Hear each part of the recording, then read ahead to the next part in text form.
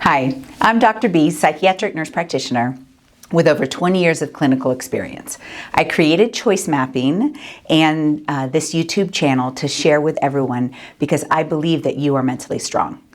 Today, I'm actually going to be talking about dieting. And I had to come up with an acronym for myself, and so it's the non-diet diet. Okay, and the reason that is, and this is a series kind of on eating disordered behaviors and thinking, I think so many of us, maybe we don't meet criteria for an actual eating disorder, but we have kind of that disordered thinking or behavior, or we've spent our whole life not truly loving ourselves. And so I have a video on, do you have an eating disorder? I have a video on loving yourself, and we're going to continue this series on eating disorders. But I want to start with this acronym that I have committed to myself to do, and I want to challenge you to commit to do. So it's the non-diet diet, and it's an acronym using the D.I.E.T, right? So D stands for we have to dig deep. We have to figure out maybe why we eat, why we overeat, why we don't feel good about ourselves. And so this is where choice mapping comes in. Choice mapping is a cognitive behavioral technique that I've created that you can learn, and you can continue on this journey of being mentally strong. But when today we're talking specifically about food and dieting, and that D stands for dig deep, okay? And you can use choice mapping to kind of take that thought map out and try to really figure out what are the feelings behind, the way I eat or the way I don't eat, why I diet or why I say forget it, why I maybe don't love myself, or why are there parts of my body I don't love, or why do I think I'm fat? Those are all things that we really need to use this cognitive behavioral technique to dig deep, because it's different for everyone. My why is going to be different than your why, and it's going to change over time. But we get to notice with choice mapping that there's patterns. There's patterns that usually go back to childhood of these core connections, these core beliefs. And so that D is to dig deep. I stands for insight and intuitiveness into your eating. And I read this book, I think it's titled Intuitive Eating, and I thought, oh, this is great. I just have to listen to my body, and it's going to tell me what I should eat, shouldn't eat, and I'm going to do great. And it was a really good book. I do recommend it. However, I immediately gained 10 pounds. And I was talking with somebody, and we were kind of, going over that, and I even mapped it a little bit, and we can't always trust our body, especially if we've been in this disordered thinking about food and diet and ourselves for so many years. We can't just trust ourselves, right? We can't trust our body to always tell us or not tell us when to eat and what not to eat. But I do believe there's something to that intuitive eating that if you deprive yourself, if you restrict calories and restrict the enjoyment of eating, it's just going to go into cravings. And for me, that means binging.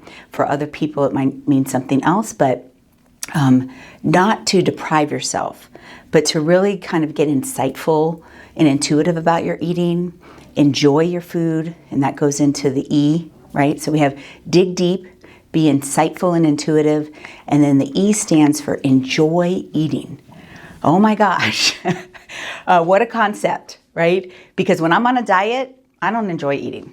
I eat for the amount of calories, and sometimes I enjoy a nice healthy salad, but I really enjoy it when there's croutons on it, right? But when I'm on those traditional diets, I'm not gonna put those croutons on, and I'm not gonna use the oil dressing because it has too many calories.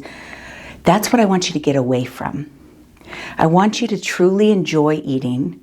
Find the things that you enjoy, eat them in moderation. Trust is, I talked about maybe not being able to trust, but allow your taste buds to be satisfied. Because for me, if I'm not satisfied, then when I say forget it, then I just go and I eat or, binge on things that I'm not even enjoying that much, right? So once I say forget it, let's say I'm on a diet for a period of time and I'm not enjoying eating. And then there's some food and I'm like, oh, I really like that. And I eat it. And instead of stopping and then truly enjoying it and not feeling guilty about eating it, I eat it fast, I feel guilty, then I just eat more. And then I'll eat like a cookie that maybe doesn't even taste that good, but I've kind of wanted it, so I'll eat it anyway. And so I'm not actually in either realm, whether I'm dieting or whether I'm saying forget it and eat whatever I want. In neither realm, I'm actually enjoying food. So taking that time to bring that together and say, I can enjoy food. And so that is definitely a part of this non-diet diet, is finding a way to truly enjoy food. And then the last thing is T, therapeutic time. I have been dieting for over 30 years, on and off, right? I'm not going to be able to just reverse that in 3 months. So using therapeutic time to really go through this process and allow yourself to dig deep, to be insightful and intuitive, and enjoy your food, okay? But that's gonna take time and figuring that out for yourself. And so I'm asking you to come on this journey with me because I shared my struggle with an eating disorder when I was younger. I feel like I overcame that, but I've continued to go on and off diets. And I'm publicly committing to be on this non-diet diet. Maybe once a year I'll check in and tell you how it's going. But it's a process. It's a process to be mentally strong. And so let's not allow food and dieting and eating and weight and what the world says about us influence our journey in being mentally strong. Because I believe that you are mentally strong.